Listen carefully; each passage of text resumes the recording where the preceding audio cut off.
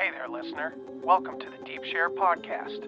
I'm your host, Andy Rouse, and for the last couple of decades, I've slowly been opening my eyes to a very different world than the one I grew up hearing about. And the more conversations I have with interesting people, the more mystifying this world becomes.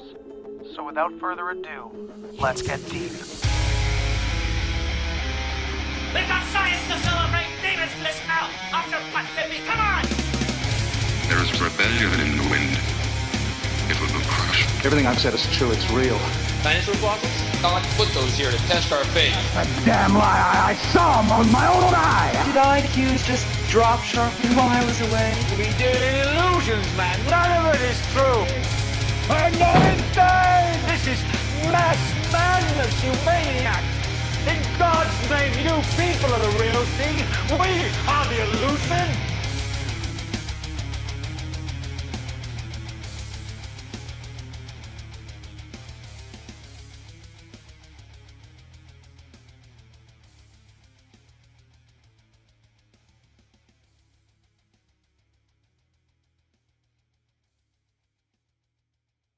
All right, so welcome back to the Deep Share. I'm here with Mark Steeves, the man, the myth, the legend, the man behind Alt Media United, and my family thinks I'm crazy. How's it going, Mark? Nice to see you.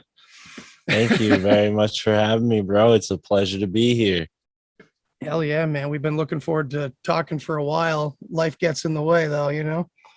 Yeah, no, I've been on the synchronistic exploration of the ever-expanding now, as we've been calling it, you know? So, yeah, trying to live moment by moment has made, you know, scheduling things a little weird, but that's part of learning about the 13 moon cycle and really getting into tune with, like, the harmony. So that's kind of where my focus has been lately, as much as life does get in the way, you know, amidst all that. it's been fun. So this 13 moon thing, go into that a little bit. Tell us a little bit about what's different about how life is now when you're trying to do it like that. Well, it started for me with this book called Time and the Technosphere, and kind of like we were talking about before we hit record here, you know, I love going to bookstores, used bookstores, and I happen to be in Indianapolis where they have a chain of bookstores called like Books a Million or something like that. Half Price Books is what it's called. There we go. And I found this book, used, Time and the Technosphere by Jose Arguelles, and I started reading it on the Patreon because I thought it was interesting. And also my buddy Alex Stein and Alex Stein from the Conspiracy Castle, were like, you know, this is the 20th anniversary of 9/11 coming up, actually in a week or two from now. So we wanted to plan interviews for this 9/11 kind of marathon, maybe even a book potentially that Alex is going to put together. Wow. So this is all happening, and I'm like, all right, I want to participate in this. I want to have Alex interview me on the topic and possibly, you know, add a piece of the mystery of 9/11 from like the more metaphysical side.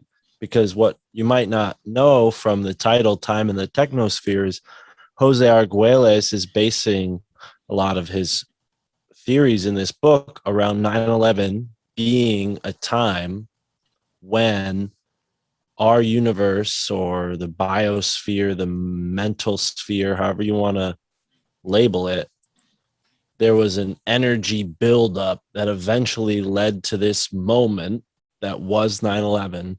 And his theory is that the energy that was built up to that point through the industrialization of our society, this stress, this disconnection from the Earth's natural harmony, this is where, you know, the source of that tension, and it just kept building and building and building and culminated to that point in September 11th, 2001. And he has a lot of theories on why it was that date, and the numbers are very complicated, so we won't go too far into that because I myself don't have all that remembered. But the larger point that was gathered was that we as human beings right now at this point in time, and he wrote the book, I think, in 2003. So it's almost 15 or, almost 20 years really from when he wrote it. He was saying that we have this opportunity to get back into the 13 moon cycle, back onto that Baktun calendar that the Mayans had, which is the actual harmonic rhythm of our, seasons. Really, it should be 13 moons, and that's a year. So the fact is, with this Gregorian calendar and then the subsequent calendars that came after that and before that, they have thrown us off of our connection with that natural rhythm. So part of learning and understanding the 13 moons is just trying to honor them and get into that practice of like, okay, the full moon's coming up, and at first we tried to rename every day of the week, and that became kind of tedious, but that's part of the the playing around with these ideas and experimenting with them. So at this point, we've sort of resolved to like, well, we need to have our own house, and once we have that, then that will start the foundation through which this routine of really living in sync with the harmony of the 13 moons. You have to be able to really have domain over your sacred space, and where you live is sacred space, but it's hard to do that when you got, other people's energies and all that. So my lady and I were able to work together on this stuff, and she might jump in at some point here. But, the larger point is, it really, all it takes is a choice, to go into this 13 moon cycle, having awareness of it and saying, okay, well, the full moon is here, the new moon is here, and I'm going to try to organize my days based on what the energy of that moon, full or new, where it is, whatever constellation is behind it, that has some information as to what's really going on in the spheres, or the flat plane, as I just had the David Weiss discussion, but whichever way you talk, or see the world, it's all affected, in a microcosm, macrocosm way. So by just observing these heavenly bodies, or, lunar body, or what, if it's a hologram, or it doesn't matter if it's made out of cheese or whatever,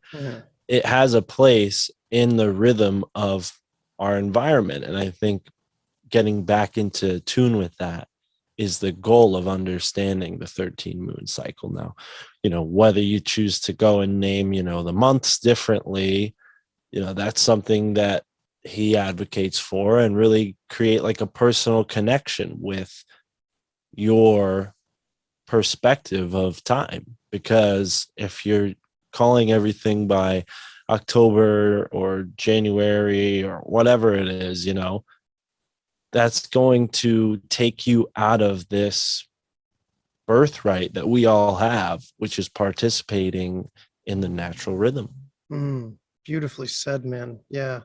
It's, as always, like I like to say on the podcast, it's the mimicry laid out upon what's natural and true and transformative and helpful to us. There's always that mimicry that's laid out. And this seems to be in the form of messing with our dates. And I actually heard from a guest, Ari told me that there's parts of the world that still operate under those 13 moon cycles, and they're not talked to, parts of the Middle East and Iran still operate under that. And of course that's suppressed. And, we're talking about one of the most suppressed areas of the world right there, somewhere where we would never take seriously, even if we may be found out on a mass scale that, oh, they're following this cycle, then we'd probably just dismiss it on a mass general scale. But maybe that's changing for the better over time now, this recognition of the ancient ways. I mean, that's kind of what I've seen over like a decade now.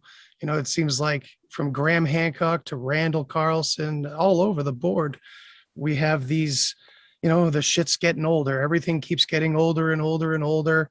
And it's all going back to these natural traditions and more, following nature and almost copying nature and honoring it in that way. Do you think that Tartaria kind of throws a wrench in all the progress we've kind of seen from that very ancient world, or do you think it can coexist kind of well together? I wanted your perspective on that because I know you've kind of dabbled in the same areas, Yeah, definitely. I mean, it's certainly fascinating. At first, the first time I ever heard anything about Tartaria, it was Max Egan on the Higher Side Chats, and I think even he mentioned something about it when he was on Tinfoil, but they focused more on like the fact that he was in Australia.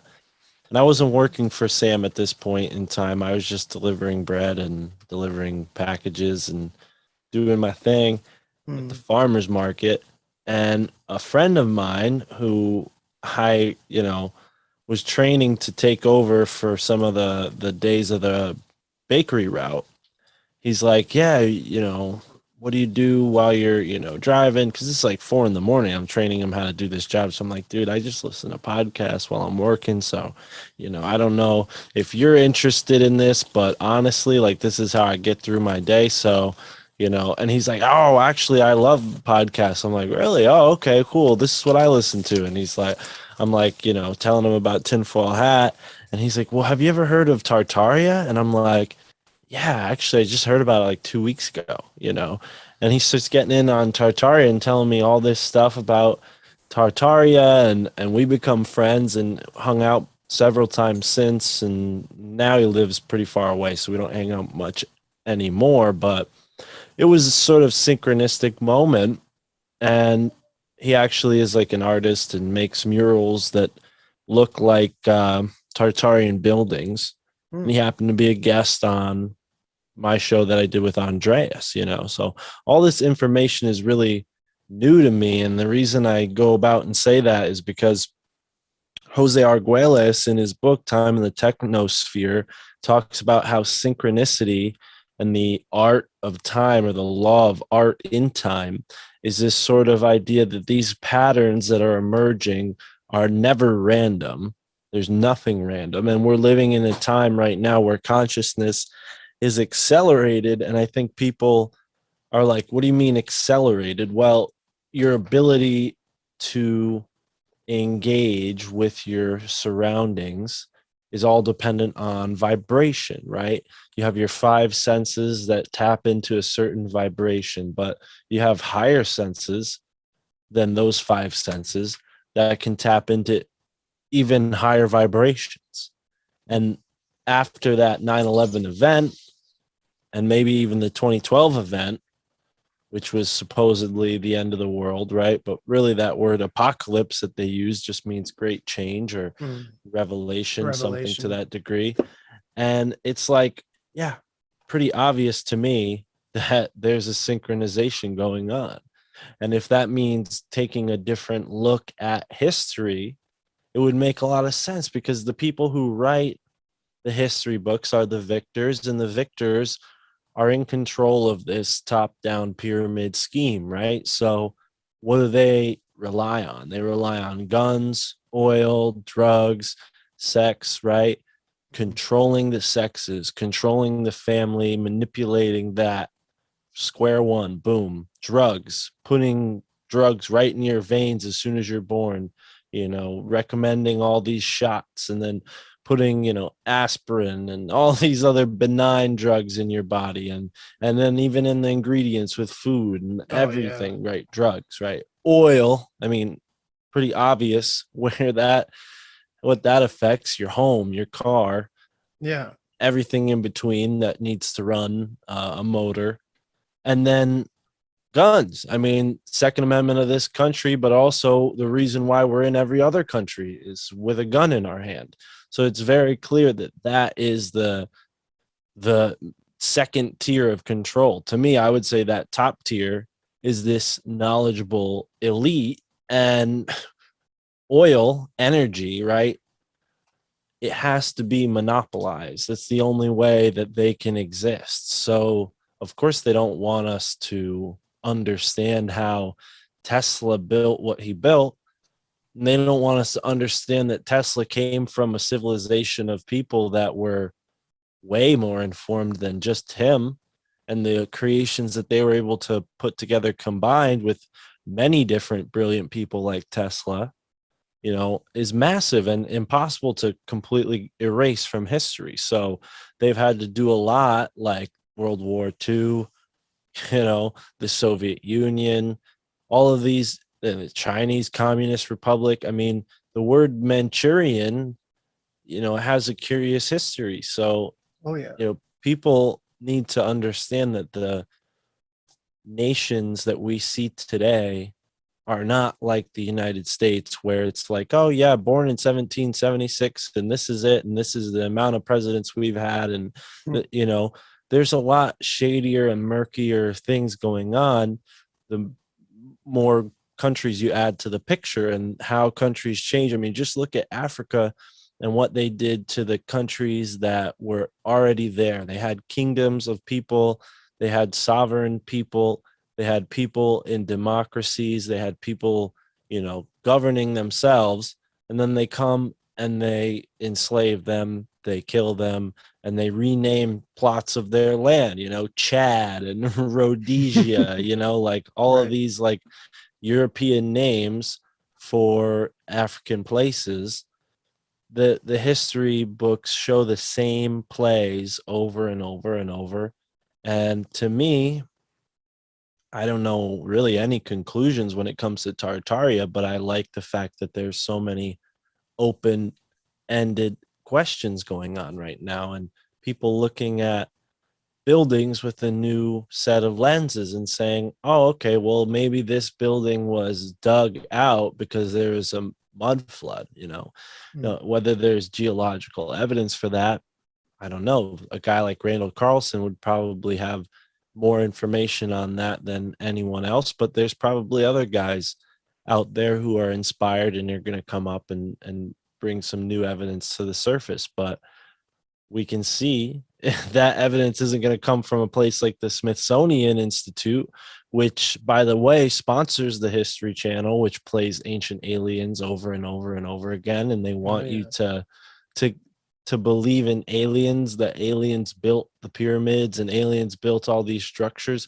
Why do they want us to go with that narrative? Why is that narrative all over the television?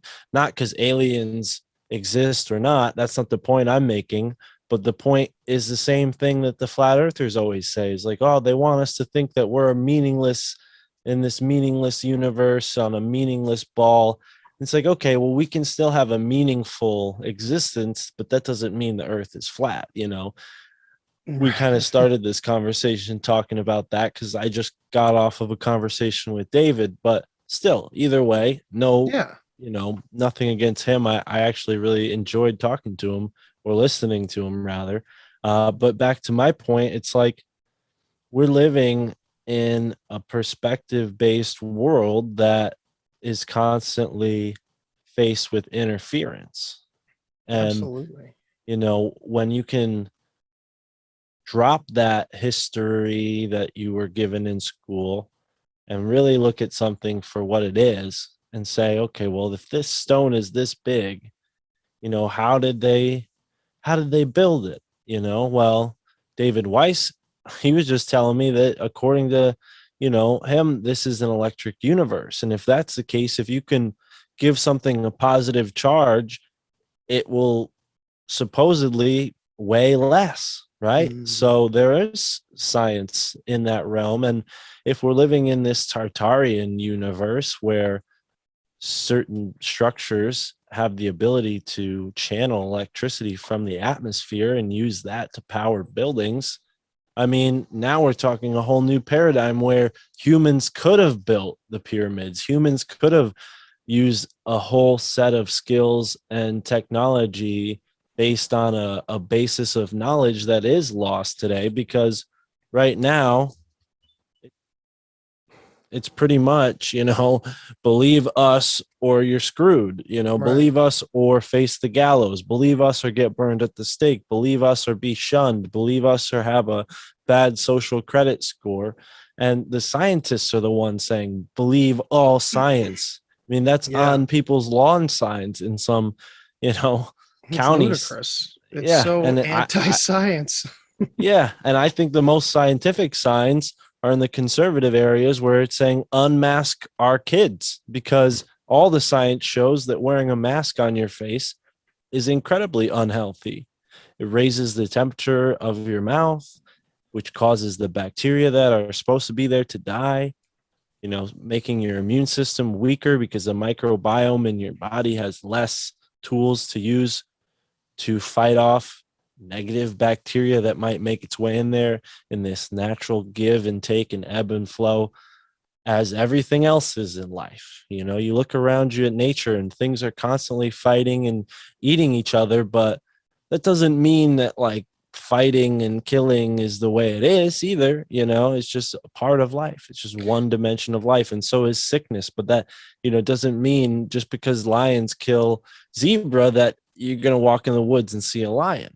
Same thing goes with this whole COVID thing. It's like we need our immune systems stronger and stronger, and part of that strength comes from having mental fortitude. And that's exactly what they're trying to take from us by constantly pushing this fear, fear on us. And fear is powerful. I mean, yesterday I was walking in a state park in Connecticut, and, sometimes I think I'm not afraid of snakes, but I'm also like worried that I might step on one, just because it makes sense. If you're going off trail, chances are you might step on a snake potentially. Who knows, right? Mhm.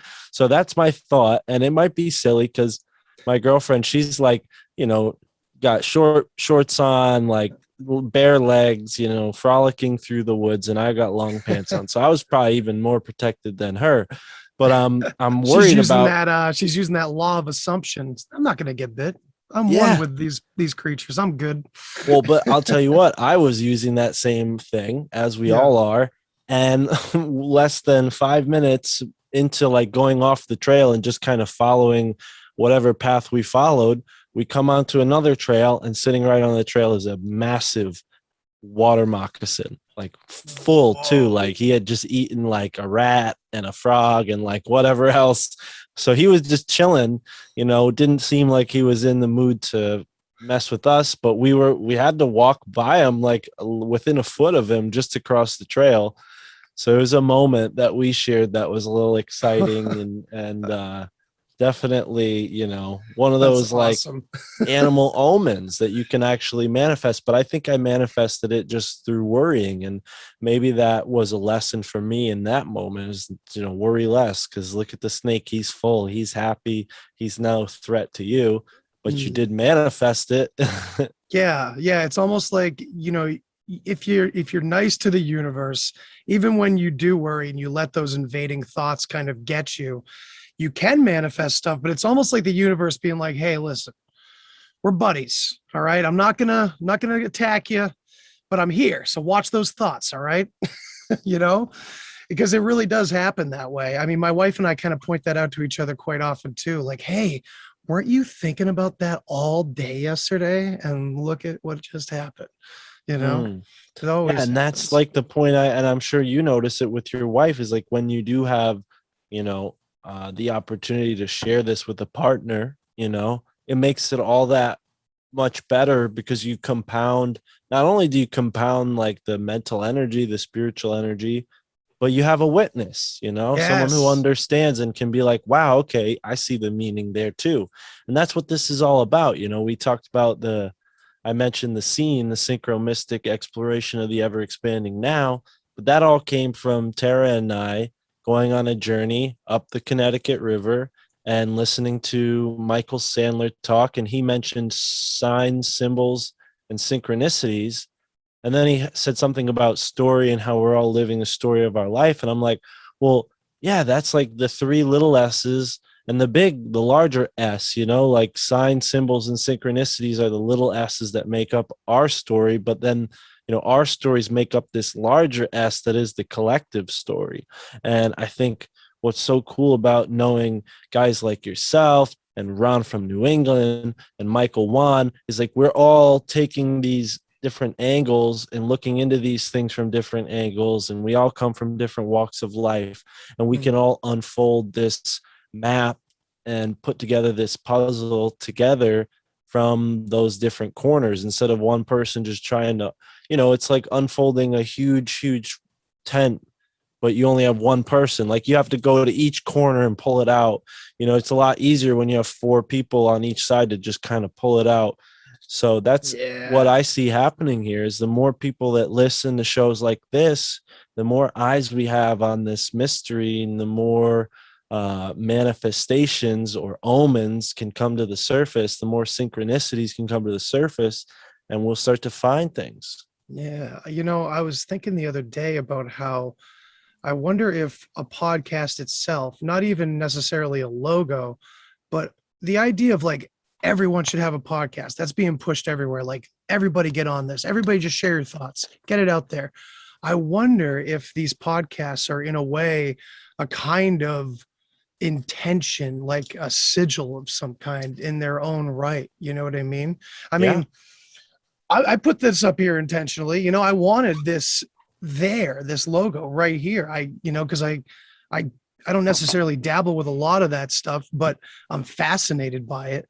I've been fascinated by it ever since I learned about Grant Morrison and the Invisibles. And, that's basically the the graphic novel series that inspired The Matrix, And so it's cool to have like this idea that we are co-writing this collective story. I mean, the whole time you were giving that description, I was like seeing sacred geometry symbols like in my head, and like fractal almost, because that's kind of what you're talking about. We have our own little world, our own little universes. It's as above, so below.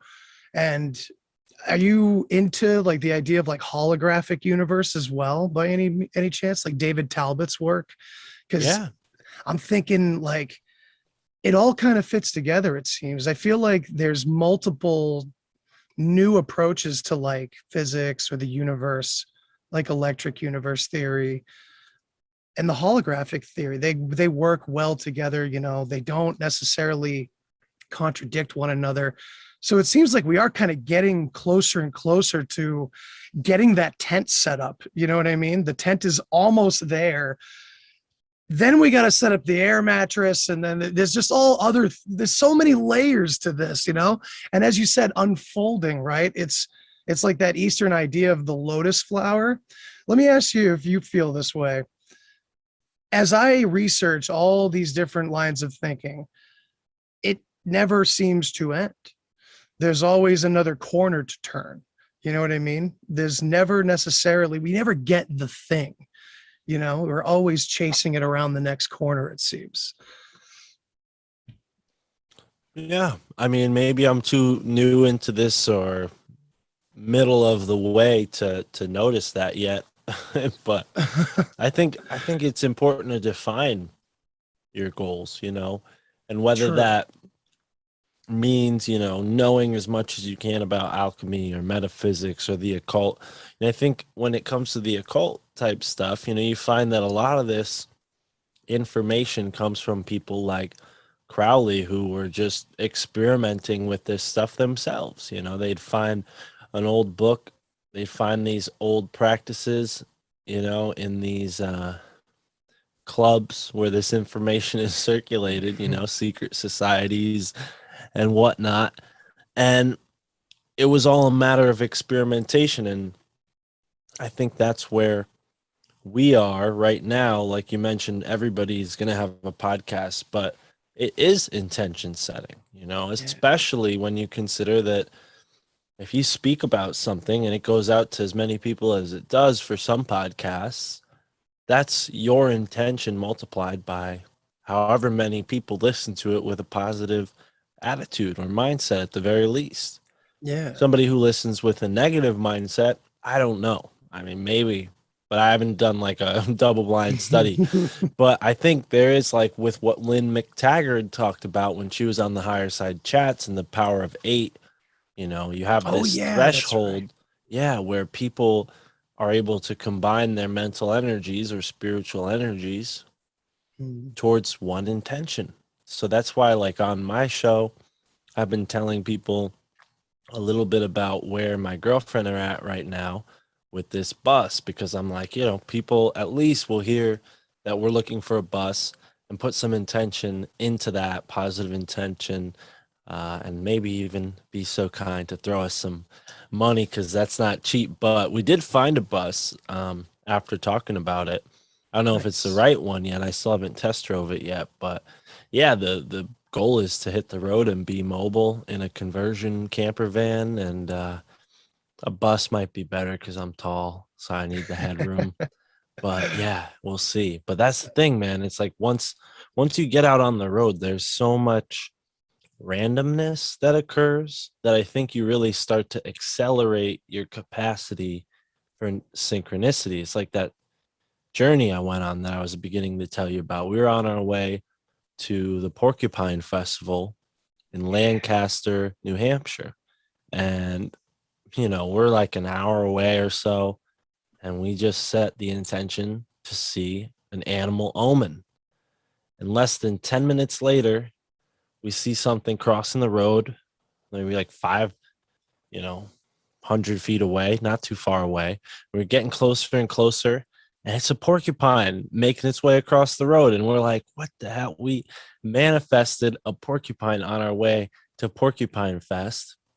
And then naturally, you know, when you're up in those parts, you see these signs on the side of the road warning you about moose. Because even though it's not common to see these moose, when you do, you got to be careful because they'll be in the road and they sometimes get stubborn and could cause your car some problems. So we see all these signs for moose and we're like, all right, let's manifest a moose. Not only did we see one moose, we saw 2 moose standing on the side of the road waiting to cross. And that was within 10 minutes of the porcupine. Now, this was at sunset, which is the most active time for animals. You know, if we had done these manifestations in the high noon, it might not have been as easy, but we didn't think about that like 3 days before. We just spur of the moment. We're like, hey, let's set an intention here. And, you know, rightfully so, is at that perfect time of the day when you can see some animals that otherwise are not really active. We're in a place where there was less conscious energy in the air. You know, I think when you're in a city, you're competing with all these other energy centers, you know, and it's almost why you feel so much more exhausted taking a 20 minute walk through a city than you would taking a 20-minute walk through a forest. You know, obviously the oxygen quality has something to do with that, and maybe the hard Yeah. cement as well. But either way, you get my point. There's almost like a zapping effect, and some people tune into that. Some people love the energy of a city. Personally, I love the energy of like a mountain, river, forests, or anything in between. I'm right there with you, brother. I'm taking a trip to the mountains tomorrow night, actually. I'm actually thinking about doing like a little live thing from the summit if I can, if I have Yeah. service. But, you know, that's kind of one of the great points about going to the places like that is most of the time, even if you have the desire, the phone's almost useless up in those areas. So it kind of helps Yeah. you like, no, put it down. It's okay. Just Yeah. take it all Well, in and even like, relax. you know what, I agree with you 100%. I just had Tony Merkel from the Mhm. Confessionals podcast on my show, and he mentioned how he was going out and he was looking to record this I think it was like a haunted World War II prisoner of war site, and he hears a Bigfoot scream for the first time ever. Like he, you know, loves the subject, obviously, huge paranormal podcast. But I think this is one of the few encounters or weird experiences he's ever had. Maybe we didn't get into all of them, but, or maybe I just don't remember. People can go listen to that show. But either way, he mentioned hearing the Sasquatch scream. And when he went to look at his equipment, he noticed that his microphone cord had broke. And my theory that I posited during the conversation in the moment was like, well, do you think that possibly the fact that your microphone equipment broke, that gave way on an energetic level for that experience to happen? Because you hear that often with these cases where people like have something happen and they find out there's an equipment malfunction. We were just talking with David Weiss about how we're living this electric world. Everything's electricity. You and I just talked about that with Tartaria.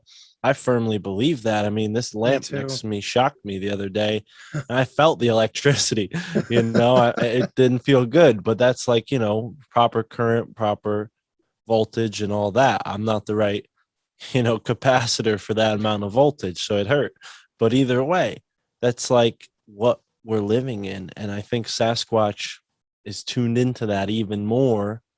And when you have that equipment on you or a phone, it almost gives them the signal that you are not someone to be interacted with, because their whole motive is to be, stealth or unseen. They're not particularly happy with human beings. I had a guy named Seb who was just on my show. Again, also unreleased episode, but it might be out by the time this is out. And Seb said he had an astral connection with the Bigfoot.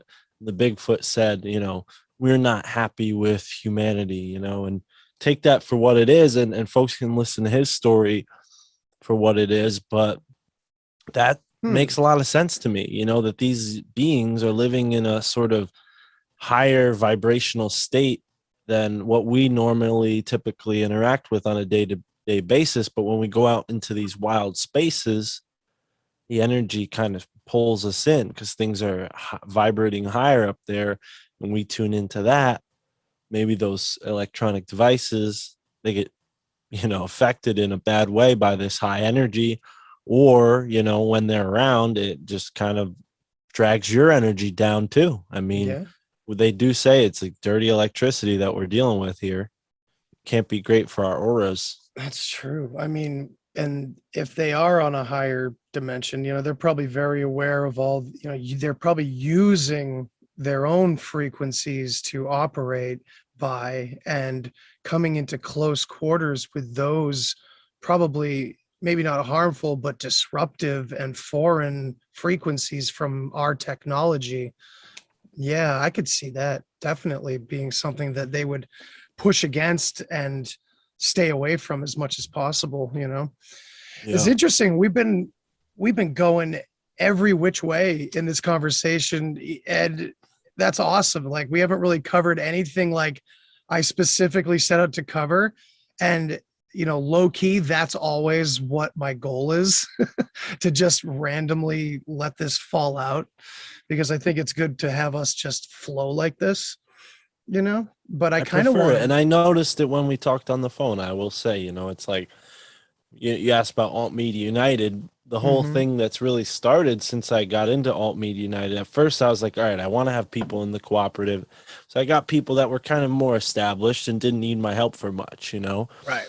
But they appreciated, and they appreciated the, another spot where their website, another website that had their podcast on it, at the very little. So supportive, And there's a lot of cool people that joined in at the early stages. But then as time goes on, I start meeting guys that are just getting off the ground, like myself, and I mean, some conversations are very businessy. Some conversations are more like ours, where we just kind of talk back and forth. And maybe that's the New England thing, though, bro. I mean, come on now. You're a New Hampshire guy. I'm a Connecticut guy. I'm We're a Massachusetts dude. I'm a Massachusetts guy. I'm a little even closer to you. Oh, okay. Yeah, I'm right in the middle. But I am hoping to maybe become a New Hampshire guy. Having Etienne. Ron confused me. Oh, I've been telling him the same thing. I'm like, Ron, tell me about this area of New Hampshire. Tell me about this area. Because my wife and I are trying to maybe get out of this area. We're very close to suburban, trafficy, loud, everything. You know what I mean? But from Massachusetts, I mean, I don't know how close you are to Boston or Braintree and About that 40 whole minutes. so you're familiar enough with that whole center of like intelligentsia type energy and like Oh yeah, here walking through Boston, I feel so out of place, man. Even though it's been my home city my whole life, you know. I'm like you. I prefer a mountain, you know. Yeah, and here in Connecticut, I mean, we have Hartford and New Haven, both interesting places. New Haven, obviously, Yale University. Hartford has some interesting schools as well, but there's, you know, a lot of energy that's really been coming up more and more with this whole COVID thing, the medical nonsense, which we don't need to get into all that because I'm definitely not an expert. But I'll reserve to, you know, what the women say. My body, my choice. You know, that's at the end of the day, that's what I go with for that one. But I've been kind of like making the establishment on my podcast that like I'll only talk about those things from an objective archetypal position. I no longer want to get into the nitty gritty of all the headlines that keep coming out and the new parts of this that are getting scarier or more threatening. I can deal with that off the air because I don't want to give that out to my audience. I don't want to give that out to my guest. And you know, it's you mentioned that, and that's exactly what I just heard from someone who signed up for the Patreon today. They said, "Oh, awesome. I love the positive vibe of your show." And I'm like, well, you know, we don't talk about the news. We have guests on and we ask them how they got into this stuff, and then the ball rolls from there, you know. And I think that's like that's a good format. I think there's other formats, but yeah, that's like another thing I do with Alt Media Unite is like figure out how the art of podcasting and how, you know, someone starting can be successful or how someone who's already been doing it for a while can be more successful. And, you know, that connecting back to the other point that I wanted to make and maybe turn into a question for you is like, sure. You know, being in Connecticut, I've noticed like the Connecticut River obviously is a big part of the state, but there's so many things that were invented in Connecticut, from the first helicopter flight to the first submarine, the first newspaper, the first portable typewriter, the first cotton gin, the first lollipop, you know, like just all over the map. Like the hamburgers, we apparently have the best pizza, you know, so like looking into your own local area, you can find a lot of these little facts that, you know, add up to something. Maybe not much at first. You might be like, what is this, like a roadside attraction type thing, you know? Like what's the point? Like it's nostalgic, cool, great. But what I'm starting to realize, thanks to my friend Michael Wan, is like once you learn it about the mystery that there is behind the history of the place you were born, so many things start to get pieced together. Like we were just in Old Saybrook, Connecticut yesterday, and I noticed there's an old map and it said that the West Indies warehouse was in Old Saybrook. Now, you raised your eyebrows because you're like, West Indies? That sounds like Dutch East Indies. Sure does. And there was a Dutch West Indies company that was very similar to the Dutch East Indies company. And those companies were very much involved with the founding of Yale University. Skull and Bones is a part of Yale University. George W. Bush, his father, and his grandfather were all three members of Skull and Bones. So the symbolism, the significance, it's there. Now, how that even connects, right? There's a college in Yale called Saybrook College. And back in the day, before Yale University was created in New Haven, it was started in Branford, which is in between New Haven and Old Saybrook. And a lot of these names of places were not the same as they were, you know, today. Like people don't realize that sometimes a county becomes a town, or a town becomes a county, or a town gets renamed, or a borough becomes the whole town, you know? So there's all these little things that happen in history that add up to a larger story. One piece of information, which, oh my God, if a listener could help me out with this would be amazing. But I thought there was an episode of the Higher Side Chats, which I lost track of, that talked about a Connecticut governor who was once an alchemist.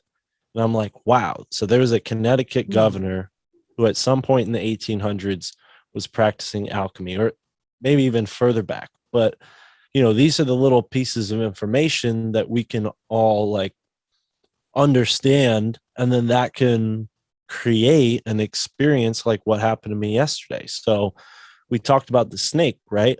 Well, we saw that snake as we were adventuring around a place called Moccasin State Park. Now, Moccasin State Park is historically a word, Moccasin, an Indian word, Native American word, that means place of the angry god, or angry noise, something to do with loud, angry noise. And there's this whole history of this place, Moodus, Connecticut, that inspired the Dunwich Horror by H.P. Lovecraft. For anybody who likes that guy, I don't know much about him. I but have read that and many others by him. Right. Yeah. So that's, one person, but then there was a guy named Dr. Steele who was allegedly called by King George to come investigate the area and figure out why these noises were happening.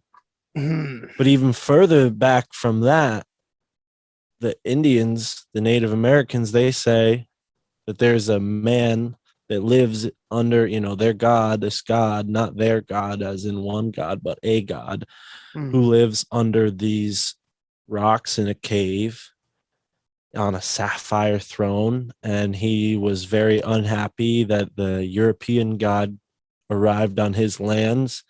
And that's why the noises started, right? So ever since then, there's been earthquakes and noises in this area, and people are like, must come up from underground or must be an earthquake. It's very fascinating. And after we see the snake, we're just like walking around. We're kind of going down further, looking at the different rocks and admiring the different rocks. And my girlfriend, Tara, she goes, "Do you hear that?" And I listen, and all of a sudden I hear boom, boom, boom, like a big, like thunder. But there's no clouds in the sky, no storms. It's been nice weather since that tropical storm Fred blew through here. But yeah, man, we heard the Moodus noises, and it was just, the right place, the right time, and knowing that history that put us in that spot and having that experience, Absolutely. And I can't say much more than that, other than it was definitely stunning in a way, and worthwhile, definitely like tangible enough to be like, wow, okay, that wasn't a truck driving by, that wasn't a motorcycle, it definitely wasn't thunder, because that has its own ring. It was a clear rumbling, real rumbling, almost like rocks falling in a hollow place underneath the earth, And, when we get back into the hollow earth stuff, it's like, yeah, I'm sure, especially on a place like a river, that there's some hollow caves or other special areas. Someone who's really significant to my journey and understanding all this stuff told me that in his culture, the Pueblo indigenous people in Arizona, all the way in Arizona, they talked about here, this land being sacred, being a Garden of Eden. Whoa. And that's if you interesting. You talk about like the geological perspective, they say like, yeah, after a certain line, New England is all old, type of architecture, or not architecture, sorry, forgive me. Tartarian people, don't go crazy there. And they talk about how the geography and the geology and the flora and the fauna are very similar to what was in North Africa, because this part of this land was in, if you believe in the whole Pangea thing, a part of that whole connection, where you can kind of see how South America looks like it once fit on Africa. Well, the tip of Florida all the way up to where Long Island, Connecticut is, would have been on that part of Africa that is Morocco and Mauritania and all those other countries along that western coast of Africa there, Saharan coast, and to me, very interesting, especially if we look at like the Mayan and Aztec connections with hieroglyphics in the Susquehanna River Valley, something that Michael Wan and I have been talking about. So you have all these really strange connections. You have the land that's much older on this side of the Appalachian Mountains. And you have, all these people talking about Tartarian research, I think this is just the beginning. We Yeah, have so much to unfold, and it starts with like looking in your own backyard, because one person can't do it themselves. And I think, where you're born is significant. So why not start with your backyard? We'll all absolutely. figure it out together. Yeah, I could definitely tell you a story about Massachusetts Let's hear that it. I've definitely put intention into in the past. But before I forget, let me try to share this screen. Yeah, right here. You seeing that? Yeah. Okay. So these are maps of the cave systems in the United States. When you said that those people out in Arizona felt something connected to Connecticut and this region on like a spiritual level, it immediately made me think of all the cave systems that connect basically all these areas underground. And this is a total tangent, but I just thought it was interesting to bring up that these massive mammoth cave systems in the east here, they don't just stop in the east. The name stops, but these little caverns are everywhere. I wouldn't I wouldn't doubt that there's people that possibly made these great travels, perhaps maybe these great pilgrimages from one side to another. Maybe, I don't know. What do you think of that? That's pretty wild, right? Yeah, well, they definitely talk about, certain cultures saying that they had to go underground to escape this cataclysm. Yeah, And it's totally, yeah, that's within the same southwestern cultures that talk about, what I just described as sacred green space on the East Coast that they called like what, Christians call the Garden of Eden. Because there's this big, confluence, this mixing of indigenous culture and Christianity, tragically so. But yeah, that's part of it. And I mean, personally, it scares me, the idea of traveling that many miles through a cave. So, and I I would mean, love unless, to love that. I want to love that. Like, I climb mountains. I love right that. Why can't I do the other way? I was talking to my friends about it. All of us were like, now, but no. what if there's like something down there that glows like you see in the underground parts of the, or the really deep parts of the ocean, Mhm. or something like Tesla tech, Tartaria tech that just lit the whole place up when things weren't in a cataclysmic or closed off state that people say we're in now. I mean, yeah, I wouldn't be, if I wouldn't want to go through there a dark cave, but if it was, somewhat like anciently created in a way that was, for people to travel through, that's a Right. different story. I Like definitely Egypt. think, well, and then Ari, to bring him back up again, he was showing me on the latest appearance on My Family Thinks I'm Crazy with him, the electric nature of these canyons and how it looks like Yeah. lightning scars, and It's unbelievable. He was trying to like prove the rivers crossing in the wrong direction. And if he could mm, do that, he was that doesn't add up. right, yeah, it's definitely, just to the eye, it looks very similar to the way lightning branches, but all things kind of live in this microcosmic, macrocosmic pattern way. Fractal. Mhm. Yeah, fractal kind of way. But you know that, and with that in mind, maybe there was a cataclysm that, yeah, pushed people underground and caused them to come from where Atlantis used to be, kind of over here on the East Coast, and move down, to the coast down there near Mexico, because it's pretty, San Diego seems to be pretty great according to what I hear. I don't know if it's like green or whatnot, but it can't be Mm, like Palm Springs. There's no. all these like places in the Southwest that you can find, like little oases. So I don't Yeah. know. I mean, it's definitely, that's part of the mystery, just too far from me. I mean, Carlos Castaneda's books were a big inspiration for me, so Yeah, I've me always too. liked the, you know imagery of the desert, hence my logo, with the with the pyramids on the back Mm-hmm. here. But yeah, that's like, Yeah, that's awesome, man. it's I love that. something mystical when you go through and figure out the energy behind the place. And like I was saying, where you're born is so important to who you are. So That's why right. not start there? Yeah, that's right. So I'll tell you this little story. We have a place in central Massachusetts that is pretty infamous called Spider Gates, and it's in the northern part of Worcester, but it's like the only solid section of Worcester that's all woods, very, very deep old woods, and it leads into Leicester and all these other areas of Massachusetts. And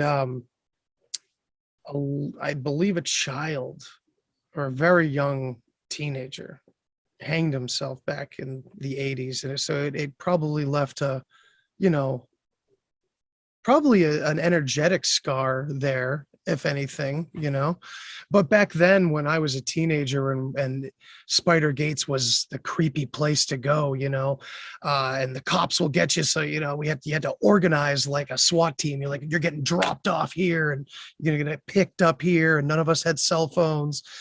So so the thing is, when we went there and we would sneak in there and stuff, I only went there a couple of times as a younger person, but we literally, I mean, looking back, completely created basically a psychosis amongst ourselves and terrorized each other completely on accident because we just brought that energy in.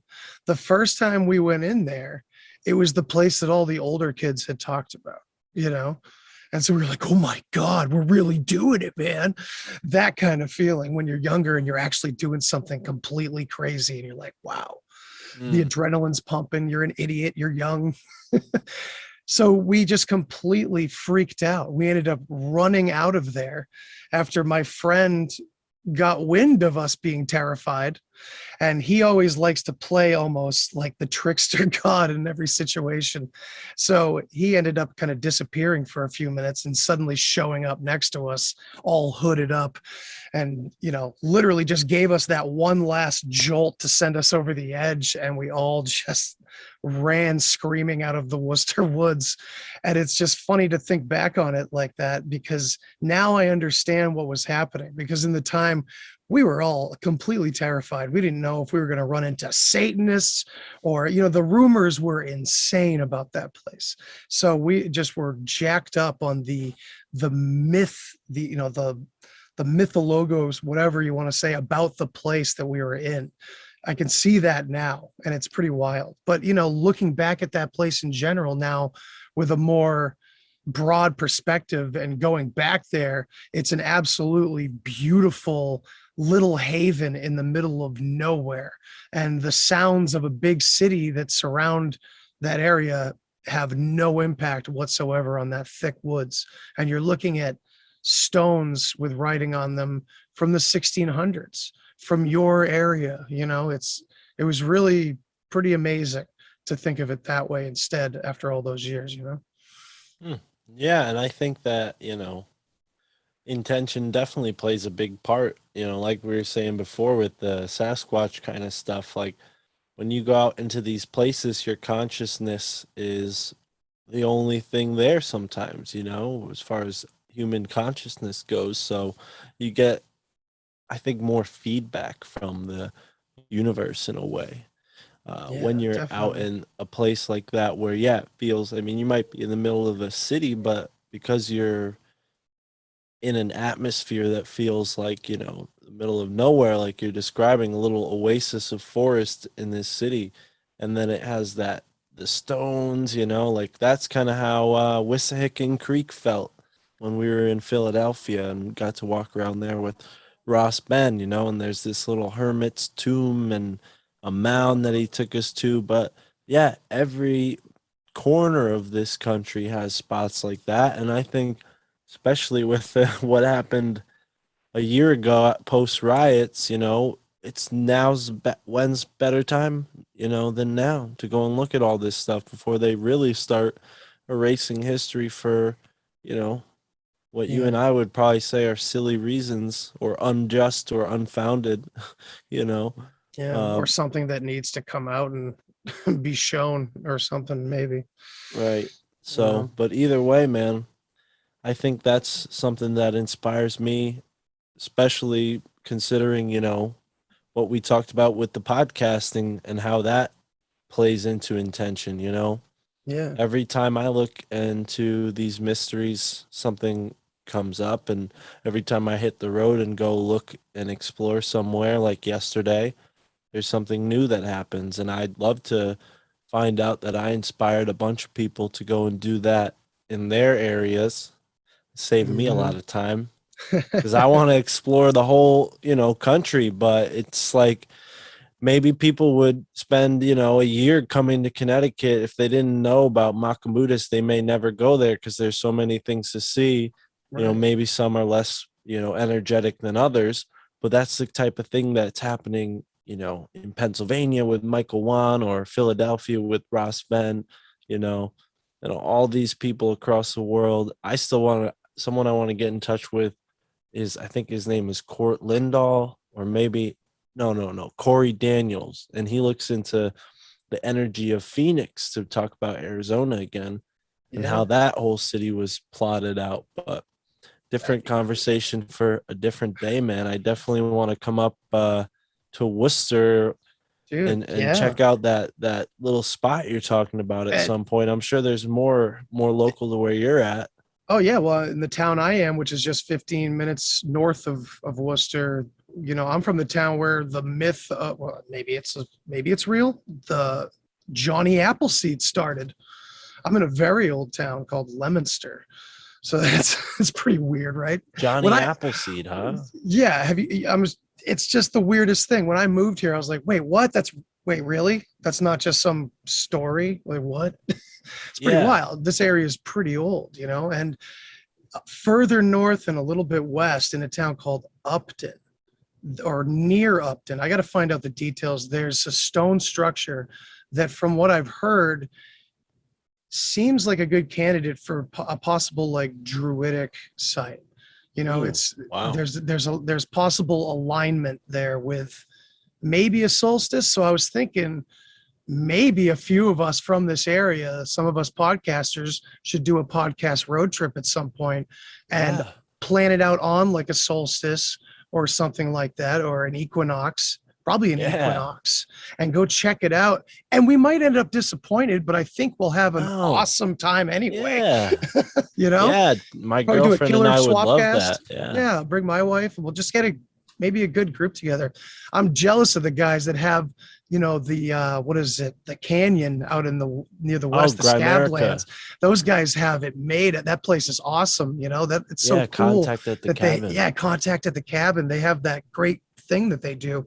I would love for us to kind of maybe Tony Merkel was talking about how he has like this these bus tours that he does where people pay whatever the fee is, and then they show up to this bus and they all take a trip to the spot, and Tony gives them a sort of tour, and they all experience whatever they experience together at this paranormal spot. And he kind of like crowdsources it to be like, where do you guys want to go, and he gives them a few choices. And he was just talking about the Wilson Castle up in Vermont, I think, that they're going to next. But yeah, dude, I love that idea. I think in-person gatherings are the way to go. And that's the next step for podcasts, because we're building these really cool communities, and people, are sick of, the average. That's why they're turning to podcasts. They're sick of the mainstream. So why go to those mainstream gatherings if they're going to ask you for,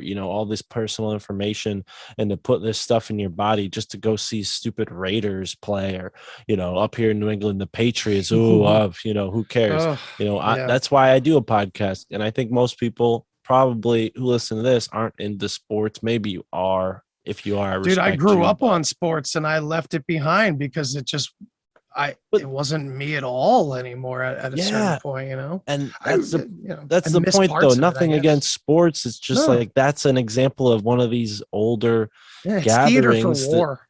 Yeah, well, yeah, we can do an episode on that for Yeah, sure. I'm the seriously. right guy to get into that, but I think, when it comes to creating a community that's going to fight back against this in a really effective way, it's going to take those live gatherings where you inspire people who then go and create that with their own friends, and maybe invite Yeah. some of those people who wouldn't listen to a podcast to go do something in person that they would do, that's going to spark their interest. So I love man. that. Like I said, my girlfriend Tara and I have been thinking a lot about how we can take this podcast to the people, so to speak, 'cause Yeah, dude. yeah, my family thinks I'm crazy is not about me. It's about everybody who has that feeling, and Yeah, I making try the to talk to connections. people who, have that same feeling. And I ask, guests on my show, does their family think they're crazy? So Andy, I got to ask you before we go here, dog, Yeah, does your family think you're crazy?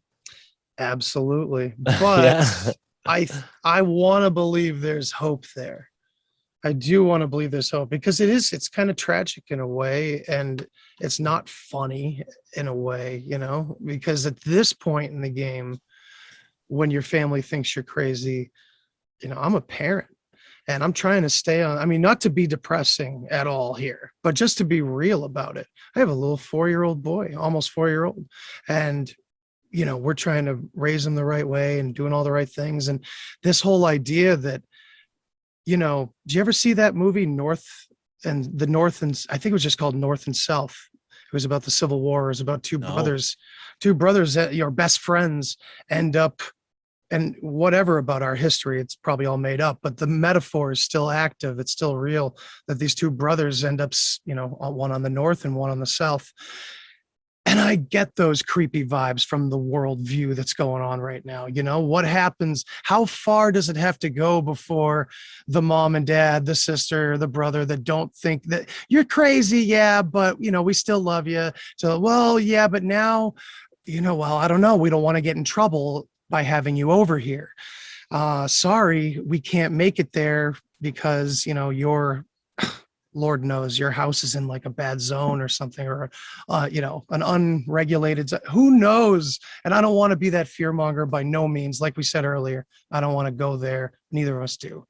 But yes, my family thinks I'm crazy, and I'm really trying to figure out a completely non-aggressive way to show them a path that would maybe wake them up to at least my truth, if not the whole world, and they can still remain, confident in their decisions and all this. Maybe at least they can understand mine. That's my goal.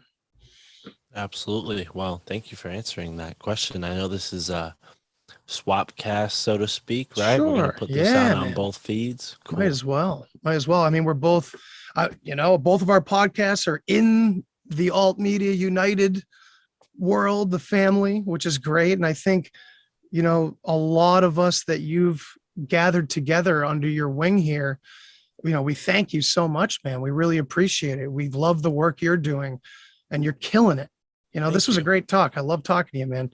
Thank you. I think we have a lot of potential here to really have a great community led by a lot of positive thinking and hope, and not even just hope, because hope feels flimsy, more like gnosis. How about that?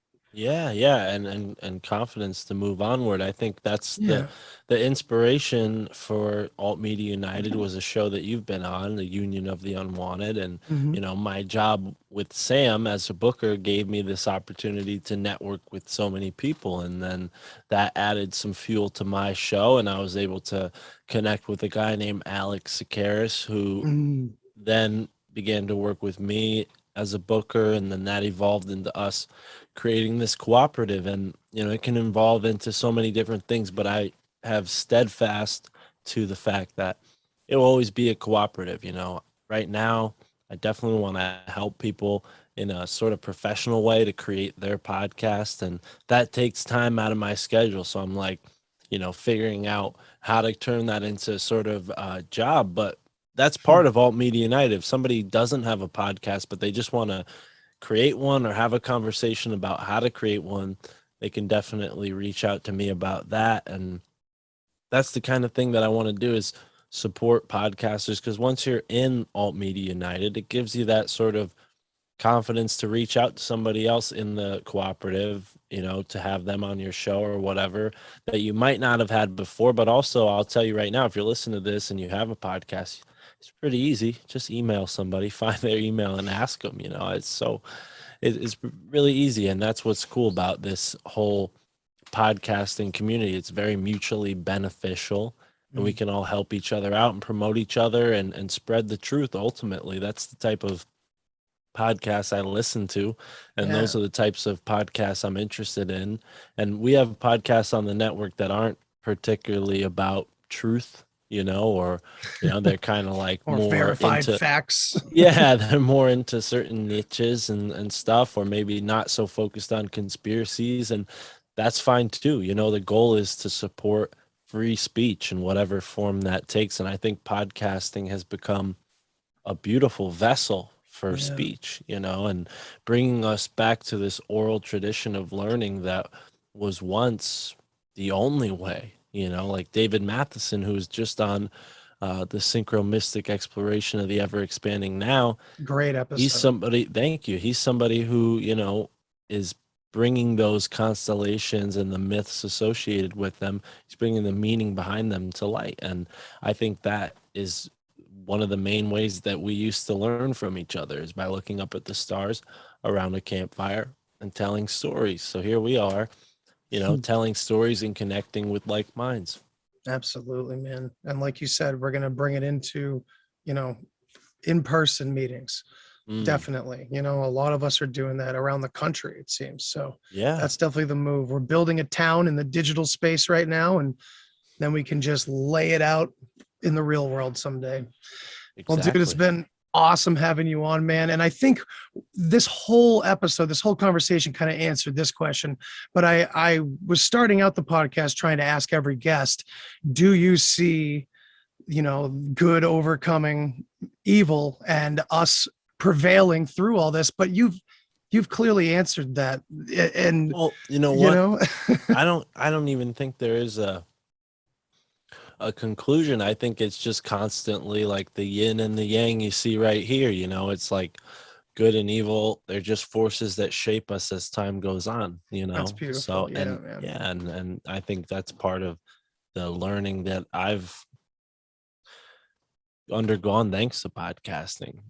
Books are one dimension, and we didn't really get much into that today other than time in the technosphere, but we can do that again soon. I'd love to have that conversation. But I think, do like a book report. But dude, this is it.